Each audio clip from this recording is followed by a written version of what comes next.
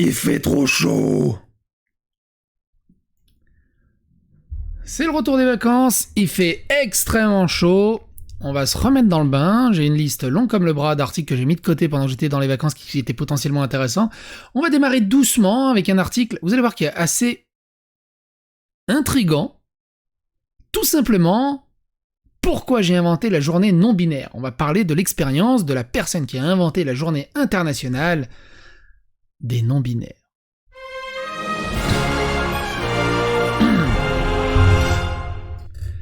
Donc pourquoi j'ai inventé la journée non binaire?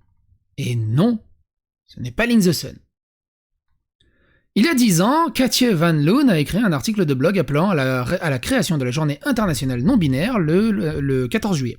Exactement à mi-chemin entre la journée internationale de la femme et la journée internationale de l'homme. Là-dessus, je trouve que c'est assez rigolo et assez logique. Katje explique à la correspondante de la BBC sur le genre et l'identité, Megan Mohan, pourquoi il est important que cette journée soit devenue une réalité. Il y a un mème qui apparaît de temps en temps à propos d'un oiseau qui s'appelle un pingouin toute sa vie.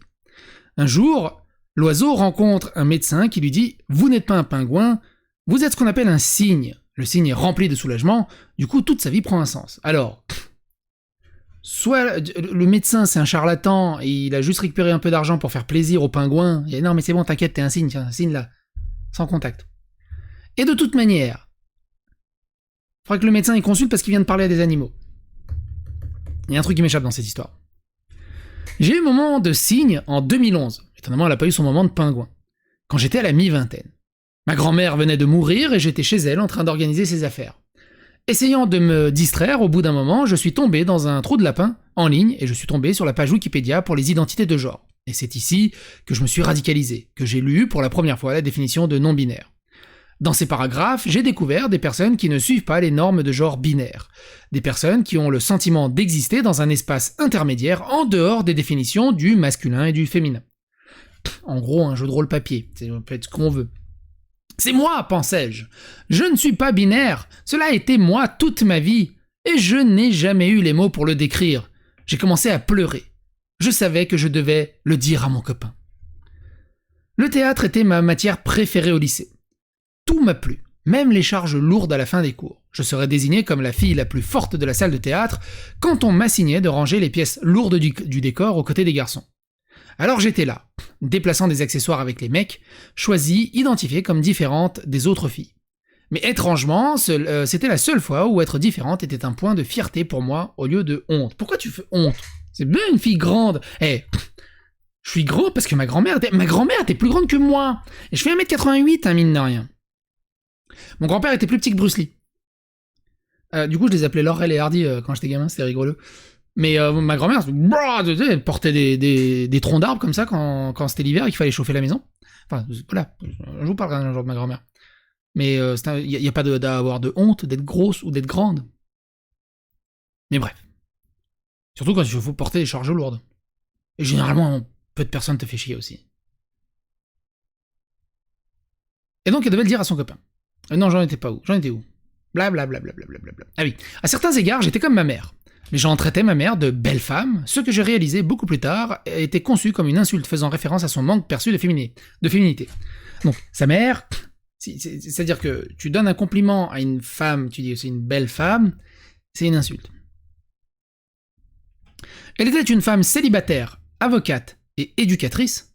Elle n'était pas comme les autres mères de l'école. Elle serait aussi à l'aise pour réparer les choses dans la maison que lorsqu'elle enseignait à ses élèves ou qu'elle s'occupait de moi. En gros, elle faisait tout, elle était mère et avocate, donc bonne famille et tout le bazar. J'étais comme elle dans mon étreinte de rôle de genre non traditionnel, mais contrairement à elle, j'existais ailleurs.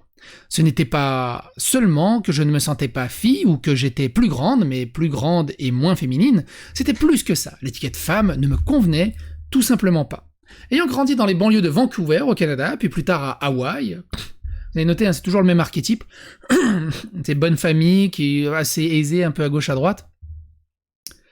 Et qui se radicalise dans ce wokisme. On en avait parlé, hein, je vous invite à aller regarder la playlist, je vous le mets dans la description, qui s'appelle Idéologie Woke, Anatomie du Wokisme, qui est une série de 9 vidéos, où on voit vraiment cet archétype qui est très souvent les mêmes catégories de gens, les mêmes catégories socio-professionnelles, on va dire, et d'enfants qui tombent dans ce bordel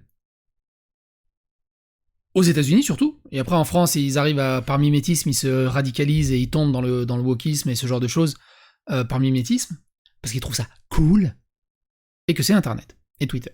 Ou alors tout simplement la playlist Woke SJW, Progrès LGBT. J'en étais où? Je me suis perdu dans des livres fantastiques, des mondes fictifs créés par des écrivains comme Ursula K. Le Guin, habités par des personnages sans identité de genre fixe. À l'âge de 12 ans, j'ai commencé à écrire, créant mes propres planètes fictives. Plus d'une décennie plus tard, une version très révisée et peaufinée a été publiée comme la première d'une série de romans de science-fiction. Dans ces empires créatifs, j'ai joué avec le rôle de genre, les gens oscillaient entre avoir des caractéristiques sexuelles masculines ou féminines, bref, c'est plug and play, c'est cyberpunk. L'écriture m'a donné la liberté d'imaginer une réalité moins rigide. En tant que millénial plus âgé, j'ai grandi en ligne. Dans les salons de discussion, j'ai trouvé des communautés de personnes qui parlaient de sexualité et qui sont devenues bisexuelles à l'âge de 14 ans. C'est très symptomatique aussi, c'est ça le web 2.0, l'internet 2.0.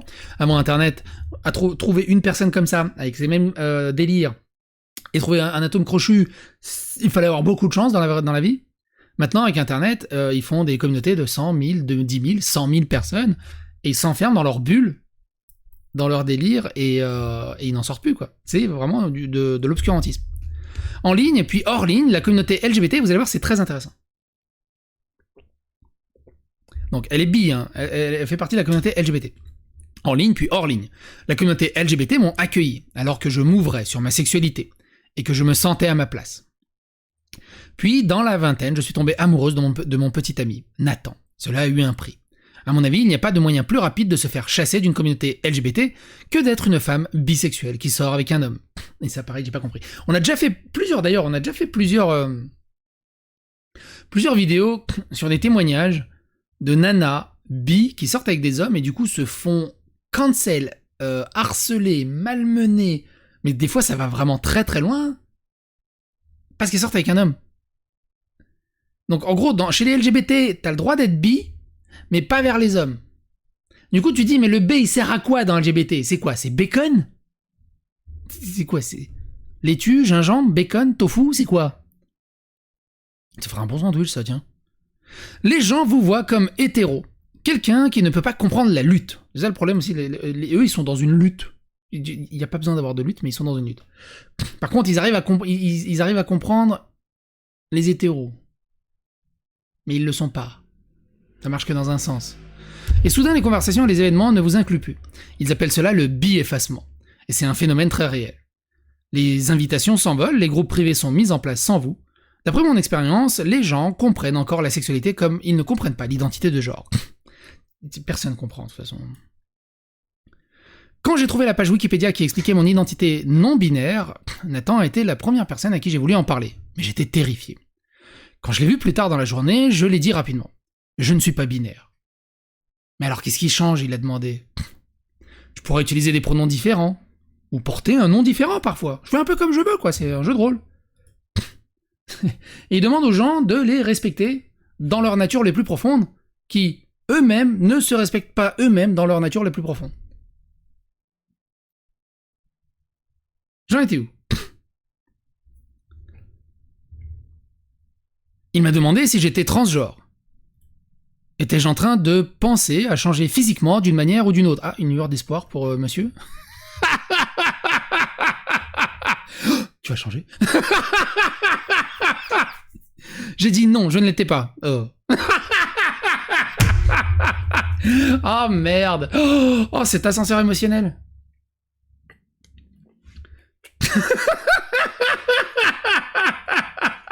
J'imagine tellement la scène. C'est pour ça que ça me fait marrer, j'imagine tellement la scène.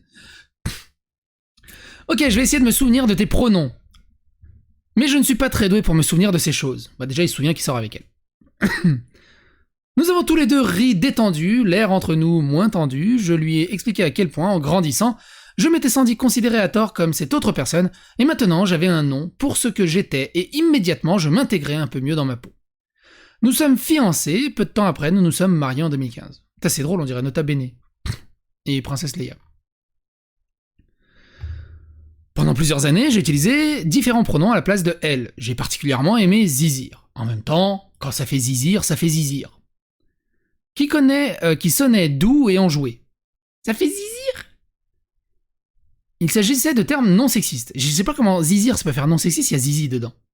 Que les gens utilisaient en ligne et qui ne supposaient pas le sexe de l'individu. Pendant un certain temps, j'étais en faveur des pronoms il, eux au singulier. Et au fur et à mesure que j'ai vu leur utilisation s'épanouir et décoller, j'ai commencé à les détester et maintenant je ne peux plus les supporter. C'est devenu trop... Putain, mais en fait c'est ça. Les woke, c'est des hipsters. Tu sais, c'est un terme qui existe quasiment plus, les hipsters. Les hipsters, ils disent, moi je suis unique, moi je suis un hipster, je suis pas comme la... C'est quoi déjà du coup le contraire? Le mainstream, je suis pas mainstream, tu vois. Moi c'est il, eux. Ah merde, du coup tout le monde utilise il, eux. Non, je suis pas assez unique. Faut autre chose. Zizir, ouais, zizir. Je suis persuadé que si tout le monde se met à utiliser zizir, ils vont dire, ouais non, je déteste zizir. Moi je vais encore inventer autre chose. Moi ça sera hul. Même si je suis jamais dans les coins, il manque hul au moins. Je suis unique, j'existe. T'as vraiment l'impression que c'est un archétype, ils sont vraiment en perte de soi, ils ont beaucoup trop de temps libre, aucun centre d'intérêt, ils n'ont rien pour prouver leur existence ou pour trouver un sens à leur existence, et du coup ils partent dans des délires hallucinants pour continuer d'exister. C'est dingue. Donc sous seul prétexte que c'est trop utilisé, elle a commencé à les détester. Par contre, elle déteste pas les restos. Et maintenant, je ne peux plus les supporter. En tant qu'écrivain, je prends la langue au sérieux, et la nourriture aussi. Et j'ai lu plusieurs textes où les gens utilisent les pronoms il, eux, qui m'ont laissé vraiment perplexe quant à savoir s'ils parlaient d'un individu ou d'un groupe. Certains auteurs soutiennent que Shakespeare utilisait régulièrement il, eux, ce à quoi je réponds, très peu de gens écrivaient aussi bien que Shakespeare. Oh, c'est joli. Finalement, mon amour d'enfance pour l'écriture fantastique a été une carrière ainsi qu'un débouché pour mon monde imaginaire en dehors des normes de genre. Dans mon livre Stranger Skies, j'écris sur une déesse qui tombe du ciel sur une planète qui n'obéit pas aux lois de la physique, c'est Superman, ou de la biologie. Elle découvre que dans ce monde, le genre est câblé. Vous êtes soit un homme, soit une femme, mais le sexe est mutable, donc plug and play cyberpunk. Une personne peut changer son corps physique à travers une petite cérémonie semi-religieuse. Cela permet aux couples homosexuels d'avoir des enfants biologiques sans intervention médicale. Quoi? Attends. Alors, faut que je pose l'équation sur un bout de papier. Quoi? Quoi? Attends. Cela permet aux couples homosexuels d'avoir des enfants biologiques sans intervention médicale. Qu'est-ce qu'il veut dire par là? Ça veut dire quoi? Ça veut dire... attends. Alors, ça veut dire que c'est un homme et une femme qui se prend pour un homme, du coup c'est un couple homosexuel, 2 hommes, mais le temps d'avoir un enfant biologique, elle redevient une femme, et une fois que c'est sorti, elle redevient un homme. Et comme ça, il n'y a pas d'intervention médicale, juste une petite cérémonie semi-religieuse. Si j'ai pas tout compris, hein, j'ai pas le 3e écran d'activer là. J'ai tellement de plaisir à explorer ces concepts dans mes écrits. Puis l'année suivant mon identification comme non-binaire, j'ai composé un article de blog de 153 mots. Vous avez remarqué, hein, sa grand-mère... expliquant pourquoi il devrait y avoir une journée internationale des non-binaires. J'ai dit que cela devrait être en juillet, à mi-chemin entre la journée internationale des femmes, et en mars, la journée internationale des hommes en novembre. À l'époque, le blog avait quelques commentaires, mais il n'a guère enflammé Internet. Je l'ai oublié jusqu'à plusieurs années... Un petit rototo. Je l'ai oublié jusqu'à plusieurs années plus tard, lorsque j'ai vu la journée internationale non-binaire était officiellement célébrée le 14 juillet. Le jour même que j'ai suggéré, dans mon message, il était observé par la Human Rights Campaign, Stonewall ou le site web du Parlement britannique, et même le dictionary.com. Les gens ont cité mon raisonnement pour la date, mais la seule page Wikipédia non-binaire a nommé mon blog comme source d'inspiration. Cela m'a piqué. Un petit remerciement aurait été sympa. C'est que d'un délire d'ego au final. Maintenant, les choses ont changé dans ma vie. Je suis plus à l'aise avec moi-même. Vous avez remarqué aussi, hein, c'est une passade. Et c'est ça qui est dangereux. C'est une passade, c'est une crise d'adolescence, ou une crise post-adolescence vite fait, mais ils sont à la recherche d'eux-mêmes. C'est une passade. Imaginez le nombre de personnes qui ont fait leur transition, et on a fait des vidéos là-dessus, et du coup, bah, qui regrettent parce que c'était une passade. C'est autre chose que, tiens, je me suis rasé la moustache et puis je vais me la laisser repousser. Ça marche pas. Il y a que Piccolo qui arrive à retransitionner avec beaucoup de douleur. Mais c'est compliqué. Et c'est ça le truc, c'est que... C'est un exemple que j'aimais bien utiliser, que j'ai déjà utilisé. C'est une passade. Avant Internet, si vous êtes dans les collèges et les lycées et que vous avez vécu ça, vous avez forcément eu cette gonzesse, ou ces plusieurs gonzesses, qui étaient ultra à fond pour sauver les dauphins et les phoques. Puis une fois que les phéromones sont arrivés, ou qu'elle a quitté le collège ou le lycée, les phoques et les dauphins, le galac, rien à battre. C'est juste une passade. Et donc elle-même, elle le dit, hein, maintenant les choses ont changé dans ma vie. Je suis plus à l'aise avec moi-même. Cela m'importe moins quand les gens m'appellent femme ou utilisent le pronom elle. J'étais vraiment en faveur d'avoir un troisième marqueur de genre sur les pièces d'identité, comme les passeports ou les permis de conduire, comme ils l'ont en Argentine, en Australie, en Inde, et le proposent en Afrique du Sud. Mais maintenant, je ne suis plus si sûr. Est-ce que je veux que les données sur les minorités de genre soient collectées dans un endroit facilement accessible par le gouvernement ? Définitivement pas. Je n'ai pas confiance dans les bureaucraties. Je peux voir pourquoi cela peut être important pour certaines personnes dans certains pays, mais pas pour moi. Je passe aussi beaucoup moins de temps en ligne, je ne me sens pas à l'aise dans les coins conservateurs ou libéraux d'Internet. Il se mange, attendant que les gens disent les mauvaises choses. Nous avions l'habitude de l'appeler call-out culture.